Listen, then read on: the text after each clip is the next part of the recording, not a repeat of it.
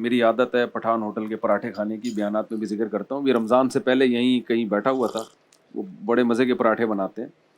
تو ایک کوئٹہ ہی کے صاحب ملنے کے لیے آئے اور مجھے کہنے لگے کہ بھائی میں جامعۃ الرشید، میں نے گھر یہاں قریب میں لے لیا ہے اور جامعۃ الرشید کا مجھ پر بہت بڑا احسان ہے. میں نے کہا کیا احسان ہے؟ کہہ رہے میرے بچے کالج میں پڑھ رہے تھے، بگڑ رہے تھے، خراب ہو رہے تھے، میں نے اٹھا کے جامعہ میں ڈال دیا ان کو. تو اس کے بعد سے کہہ رہے تعلیم بھی مل رہی ہے اور الحمدللہ انسان کے بچے بن گئے ہیں وہ. تو میں نے کہا بڑی اچھی مثال ہے. تو بات دیکھیں، اگر استاد صاحب مجھے اجازت دیں تھوڑی سی دوسری شادی کی بات آئے گی، لیکن وہ اس میں اس نیت سے نہیں آئے گی، وہ سمجھانے کے لیے آئے گی کہ میں کہنا کیا چاہ رہا ہوں نا. ضرورت سمجھا دیتی ہے میں کوئی دوسری شادی سے روکتا ہوں. میں نے جب 4 شادیوں کی مہم چلائی نا، کوئی بھی نہیں مانتا تھا.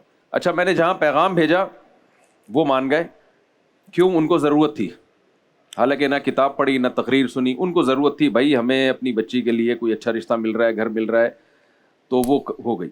تو بہت سی چیزیں ہوتی ہیں میڈیا پہ، آپ جتنی مرضی مخالفت کریں، میری بھی کریں، حضرت استاد صاحب کی کریں، جامعۃ الرشید کی کریں، فوج کے لوگ ہیں، سرکاری لوگ ہیں، حکومت کے پٹھوں ہیں، فلاں ہے ڈمکان ہے. آپ کو جب اپنے بچے کو تعلیم دلانی ہوگی نا، میں آپ کو یقین سے کہتا ہوں آپ جامعۃ الرشید آؤ گے. آپ بولو گے یار یہاں دین بھی ملے گا، اخلاقیات بھی ہوں گی، بچہ پڑھے گا بھی، اور دین کی تعلیم حاصل کرنے کے بعد کہیں کھپا بھی سکتے ہیں ہم اس کو، کھپا بھی سکتے ہیں ہم. میں یہ بھی تھوڑا عرض کر دوں کہ اس وقت جامعۃ الرشید میں جو طلبہ پڑھ رہے ہیں اس میں کم از کم 500 علماء کے بچے ہیں جو دوسرے نظام تعلیم سے مربوط ہیں، لیکن ہمارے بچے انہوں نے یہاں داخل کرائے. یعنی 500 وہ علماء ہیں جو جامعہ کے نظام تعلیم سے متفق نہیں ہیں لیکن ان کے بچے یہاں پڑھ رہے ہیں. باقی دیگر مدارس دین کی خدمت کر رہے ہیں، کسی کی نفی مقصد نہیں ہے، وہ اپنا کام کر رہے ہیں. ہمارا تو مقصد صرف یہ بتانا ہے کہ جو الزامات لگ رہے ہیں وہ غلط ہیں.